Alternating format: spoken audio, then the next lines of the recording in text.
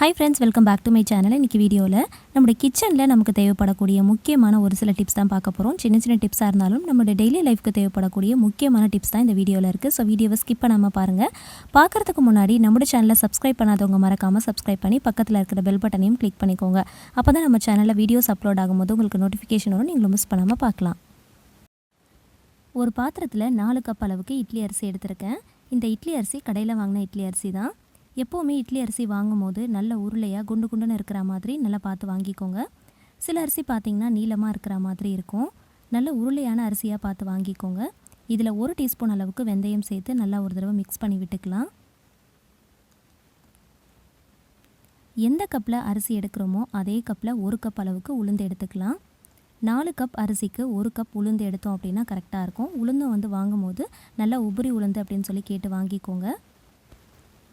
இப்போ இது ரெண்டுத்தையுமே நல்லா வாஷ் பண்ணிவிட்டு ஊற வச்சுக்கலாம். எப்போயுமே ஊற வச்சுட்டு அதுக்கப்புறம் வாஷ் பண்ணுறதை விட ஃபஸ்ட்டே நல்லா வாஷ் பண்ணிவிட்டு அதுக்கப்புறம் ஊற வச்சோம் அப்படின்னா அந்த உளுந்து அரிசியுடைய வாசனை நமக்கு வராது. சில டைம் பார்த்திங்கன்னா அந்த ஸ்மெல் நமக்கு வரும். ஸோ அந்த மாதிரி வராமல் இருக்கிறதுக்கு ஒரு 5லேருந்து 6 டைம் கிட்ட நல்லா வாஷ் பண்ணிவிட்டு நல்ல தண்ணியில் நம்ம ஊற வச்சு எடுத்துக்கலாம். இப்போ மூடி போட்டுடலாம். அரிசியை மட்டும் நம்ம வெளியில் வைக்க போகிறோம். உளுந்தை மட்டும் நம்ம ஃப்ரிட்ஜுக்குள்ளே வச்சு நம்ம ஊற வைக்க போகிறோம். எதுக்கு அப்படிங்கிறத நான் உங்களுக்கு சொல்கிறேன். இப்போ இதை ஃப்ரிட்ஜில் வச்சிடலாம். அரிசியும் உளுந்தும் கண்டிப்பாக 8 மணி நேரமாவது ஊறணும். ஒரு பாத்திரத்தில் 1/2 கப் அளவுக்கு ஜவ்வரிசி எடுத்து ஊற வச்சு எடுத்துக்கலாம். எந்த கப்பில் நம்ம அரிசி உளுந்து எடுக்கிறோமோ அதே கப்பில் 1/2 கப் அளவுக்கு ஜவ்வரிசி எடுத்து ஊற வச்சு எடுத்துக்கலாம். இப்போ 8 மணி நேரம் ஆயிடுச்சு. ஃப்ரிட்ஜில் இருந்து நம்ம உளுந்தை வெளியில் எடுத்து பார்க்கலாம். உளுந்து நல்லா ஊறி இந்த மாதிரி நல்லா உப்பி வரணும். அப்போ தான் கரெக்டான பதத்துக்கு நம்மளால் அரைச்சி எடுக்க முடியும். உளுந்து அரைக்கும் போது இந்த தண்ணியையே கொஞ்சம் கொஞ்சமாக சேர்த்து அரைச்சி எடுத்துக்கலாம்.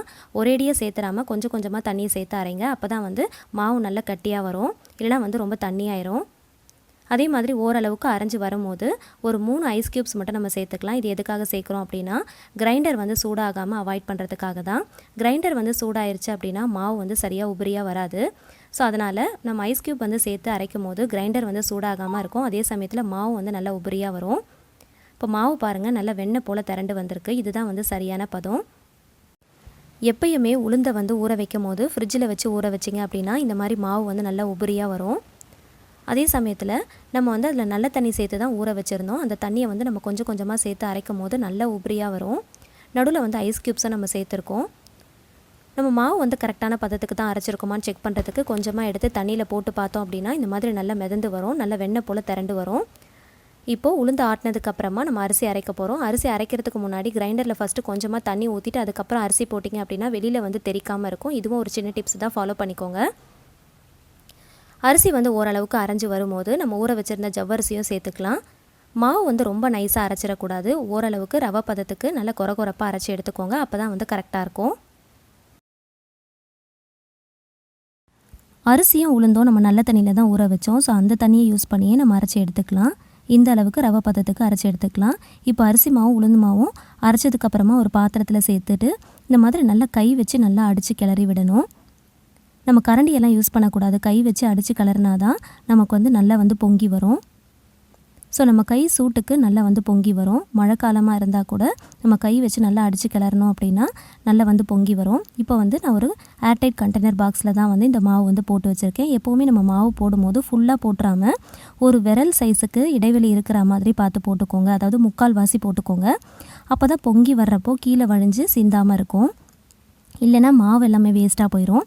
ஸோ அதிகமான குவான்டிட்டியில் நீங்கள் அரைக்கிறீங்க அப்படின்னா 2 பாக்ஸாக நீங்கள் ஸ்ப்ளிட் பண்ணி கூட ஊற்றிக்கலாம். ஆனால் நம்ம ஊற்றுற மாவில் ஒரு விரல் சைஸ் அளவுக்கு நம்ம இடைவெளி விட்டு 3/4 பதத்துக்கு தான் நம்ம ஊற்றி வைக்கணும். ஸோ இந்த மாதிரி ஊற்றி வச்சோம் அப்படின்னா நமக்கு பொங்கி வர்றப்போ கரெக்டாக இருக்கும். அதே மாதிரி நீங்கள் ஏர்டைட் கண்டெய்னர் பாக்ஸில் ஊற்றி வச்சுக்கோங்க. அப்படி இல்லை அப்படின்னா சில்வர் பாத்திரத்தில் ஊற்றி வச்சுக்கோங்க. அலுமினியத்தில் ஊற்றாதீங்க.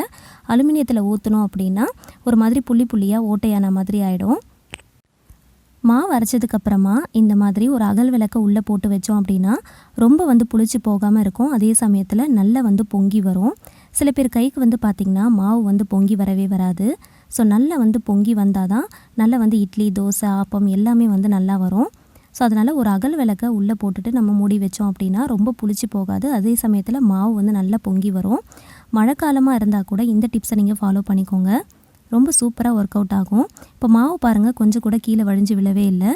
அந்த மூடியிலே தான் ஒட்டியிருக்கு. ஸோ எப்போவுமே நம்ம எடுக்கிற அந்த மாவு பார்த்திங்கன்னா நம்ம எடுக்கிற அந்த பாத்திரத்தில் 3/4 பதத்துக்கு நீங்கள் வரா மாதிரி ஊற்றிக்கோங்க. இப்போ அகல் விளக்க வெளியில் எடுத்துகிட்டு ஒரு கரண்டி வச்சு நல்லா கிளறி விட்டுக்கலாம்.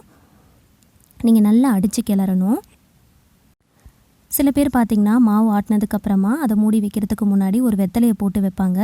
இந்த மாதிரி ஒரு அகல் விளக்க போட்டு வச்சு பாருங்கள். மாவு வந்து ரொம்ப புளிச்சு போகாது. அதே சமயத்தில் நல்லா பொங்கி வரும். இட்லி, தோசை, ஆப்பம் எல்லாமே வந்து ரொம்ப சூப்பராக வரும். இந்த மூடியில் இருக்கிறதையும் நல்லா வலிச்சு விட்டுட்டு நல்லா வந்து அடித்து எடுத்துக்கலாம். மாவு ஆட்டினதுக்கப்புறமா நம்ம வெளியில் தான் வைக்கணும், ஃப்ரிட்ஜில் வைக்கக்கூடாது. 8 மணி நேரமாவது ஆகணும். அப்போ தான் வந்து நல்லா வந்து பொங்கி வரும். நல்லா பொங்கி வந்தால் தான் இட்லி, தோசை, ஆப்பம் எல்லாமே வந்து நல்லா வரும். இப்போது இதை வந்து நல்லா வலிச்சு விட்டு நல்லா கிளறி எடுத்துக்கலாம்.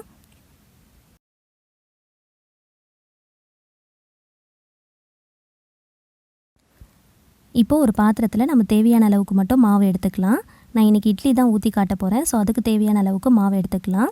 இந்த மாவில் இட்லி, தோசை, ஆப்பம் எது வேணாலும் நீங்கள் செய்யலாம். ரொம்பவே சூப்பராக வரும். எல்லாமே வந்து நல்லா சாஃப்டாக ஸ்பாஞ்சியாக வரும். இப்போ தேவையான அளவுக்கு மாவு எடுத்திருக்கேன். இதில் தேவையான அளவுக்கு உப்பு சேர்த்து நல்லா வந்து கிளறி விட்டுக்கலாம். எப்போவுமே இட்லிக்கு வந்து மாவு வந்து கெட்டியாக இருக்கணும், தோசைக்கு வந்து கொஞ்சம் தண்ணியாக இருக்கணும், ஆப்பத்துக்கு வந்து நல்ல தண்ணியாக இருக்கணும். அப்போ தான் வந்து நல்லா வரும். சில பேர் இட்லி மாவில் உப்பு சேர்க்கும் போது ஆப்ப சோடாவும் சேர்த்துப்பாங்க. ஆனால் இதுக்கு ஆப்ப சோடாலாம் தேவையே இல்லை. ஜஸ்ட்டு வந்து நீங்கள் உப்பு மட்டும் சேர்த்தாலே போதுமானது தான். இதில் நீங்கள் இட்லி ஊற்றி பாருங்கள். ஆப்ப சோடா சேர்க்காமல் நல்லா வந்து சாஃப்டாக ஸ்பாஞ்சியாக நல்லா மெத்துன்னு பூ போல் வரும். நமக்கு ஆப்ப சோடாலாம் தேவையே இல்லை. இப்போ நல்லா கலந்து விட்டாச்சு. உப்பு கரெக்டாக இருக்கான்னு செக் பண்ணி பார்த்துட்டு இட்லி பிளேட்டில் நம்ம மாவு ஊற்றி எடுத்துக்கலாம். சில பேர் வந்து இட்லி பிளேட்டில் லைட்டாக எண்ணெய் தடவிட்டு ஊற்றுவாங்க. அப்படி இல்லைனா வந்து துணி போட்டுட்டு ஊற்றுவாங்க. நான் வந்து சாதாரணமாக அப்படியே தான் ஊற்றிருக்கேன். இப்போது இட்லி பாத்திரத்தில் கொஞ்சமாக வந்து தண்ணி வச்சுருக்கேன். தண்ணி வந்து நல்லா கொதிக்கும் போது நம்ம பிளேட்டை வந்து உள்ளே வைக்கலாம். அப்போ தான் வந்து இட்லி நல்லா சாஃப்டாக ஸ்பாஞ்சியாக வரும். இது கூட ஒரு சின்ன டிப்ஸ் தான். 10 நிமிஷம் நம்ம வந்து ஸ்டீம் பண்ணியாச்சு. இட்லி பாருங்கள் ரொம்ப சாஃப்டாக வந்திருக்கு. இப்போ லைட்டாக வந்து தண்ணி தெளிச்சிட்டு அப்படியே ஒரு 5 நிமிஷத்துக்கு அப்படியே விட்டுறலாம். இட்லியை வந்து நம்ம வெளியில் எடுத்த உடனே எடுக்காமல் இந்த மாதிரி லைட்டாக தண்ணி தெளிச்சிட்டு அதுக்கப்புறம் நம்ம எடுத்தோம் அப்படின்னா ரொம்ப ஈஸியாக எடுக்கிறதுக்கு வரும். அந்த பிளேட்டில் ஒட்டாமல் வரும். இதுவும் ஒரு சின்ன டிப்ஸ் தான். இதையும் ஃபாலோ பண்ணிக்கோங்க. தண்ணி தெளித்த உடனே நம்ம எடுக்கக்கூடாது. ஒரு 2லேருந்து 3 நிமிஷத்துக்கு அப்படியே விட்டுட்டு அதுக்கப்புறம் நீங்கள் எடுத்து பாருங்கள். ரொம்ப ஈஸியாக பாருங்கள். இட்லி ரொம்ப சூப்பராக வந்திருக்கு. நல்லா வெள்ளையாக இருக்கும் பார்க்குறதுக்கு பூ போல். அதே சமயம் நல்லா சாஃப்டாக ஸ்பாஞ்சியாக இருக்கும். காலையில் சுட்ட இட்லி நைட்டு பார்த்தாலுமே அதே மாதிரி சாஃப்டாக தான் இருக்கும். ஸோ இந்த சின்ன டிப்ஸ் எல்லாம் நீங்கள் ஃபாலோ பண்ணி செஞ்சு பாருங்கள். ரொம்ப சாஃப்டாக வரும். ஸோ எவ்வளோ சாஃப்டாக இருக்குதுன்னு பாருங்கள். கட் பண்ணும் போதே உங்களுக்கு தெரியும். அதே சமயத்தில் இட்லி பாருங்கள் நல்லா வெள்ளையாக இருக்குது. ஒரு சில பேர் இட்லி செய்யும் போது மஞ்சளாக இருக்கும். ஸோ இந்த சின்ன டிப்ஸ் எல்லாம் நீங்கள் ஃபாலோ பண்ணி செஞ்சு பாருங்கள். நல்லா வெள்ளையாக இருக்கும். அதே சமயத்தில் சாஃப்ட் அண்ட் ஸ்பாஞ்சியாக இருக்கும். ரொம்ப சூப்பராக செஞ்சு எடுத்துடலாம். ஸோ இந்த வீடியோவில் நான் சொல்லியிருக்கிறேன் இந்த சின்ன டிப்ஸ் எல்லாமே நீங்கள் ஃபாலோ பண்ணி செஞ்சு பாருங்கள். ரொம்பவே சூப்பராக நல்ல பூ போல் சாஃப்டான இட்லியை நீங்கள் ஈஸியாக செஞ்சு எடுத்துடலாம். பிகினர்ஸ்க்கு இந்த டிப்ஸ் ரொம்ப யூஸ்ஃபுல்லாக இருக்கும்னு நினைக்கிறேன். இந்த டிப்ஸ் உங்களுக்கு பிடிச்சிருந்துச்சுன்னா மறக்காமல் வீடியோக்கு ஒரு லைக் கொடுத்துருங்க. உங்களோட ஃப்ரெண்ட்ஸ் அண்ட் ஃபேமிலிஸ் கூட ஷேர் பண்ணிக்கோங்க. நீங்களும் ட்ரை பண்ணி பார்த்துட்டு மறக்காமல் கமெண்ட் பண்ணுங்கள். நம்மளோட சேனலை சப்ஸ்கிரைப் பண்ணிவிட்டு தொடர்ந்து சப்போர்ட் பண்ணுங்கள். Thank you so much. கீப் வாட்சிங்.